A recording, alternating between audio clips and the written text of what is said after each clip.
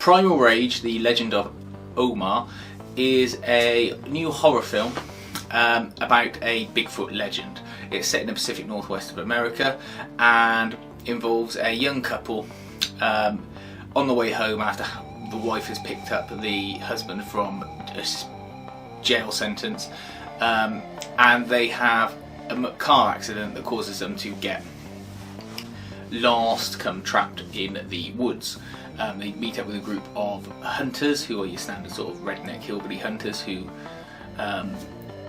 pick on the husband because he's a convict and make allusions to assaulting the wife.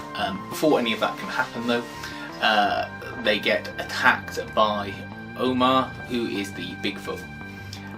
It's got really good creature effects. It is a man in a suit, and you have almost 2 stages to the reveal of the monster.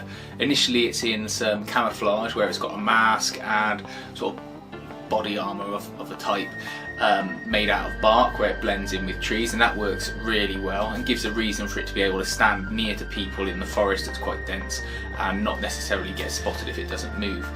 And it's just an interesting idea as well. Then you've got the main reveal of the monster, and it's got a interesting and different facial design. It looks like a sort of baboon's face, but deformed and monsterized. Special effects are good. It's got lots of good kills in it. The story moves along at a pace. It's only about an hour and a half long, so I haven't got too long to hang about. All the characters are interesting. There's only one point in it where there's some absolutely awful acting, which is near the start, where a mother does a equivalent to a local sheriff of the scene in Jaws where the mother of the dead child comes on the docks and blames the Sheriff Brody for her son dying. That you have a repeat of that scene, and the woman who's acting in it is terrible to the point of it looking as if it was someone's mum who just got given a part because their son wanted them in the picture. Other than that, it is good and well done. There's a good sort of witch type character in the woods that just pops up out of nowhere, and her makeup is probably more horrifying than the monster itself. But it all adds to it. She reminded me of Zelda the Space Witch from the old TV series Terrorhawks.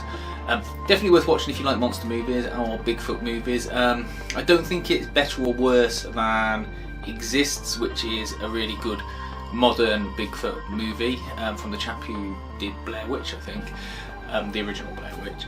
And definitely worth watching if you see it somewhere either on streaming or you can pick it up for a few pence on an online service or at your sort of bargain DVD bin shop, which where I live there tends to be lots of. Worth watching if you want a competently made, fun monster movie where you actually get to see the monster and have very few digital effects put in there.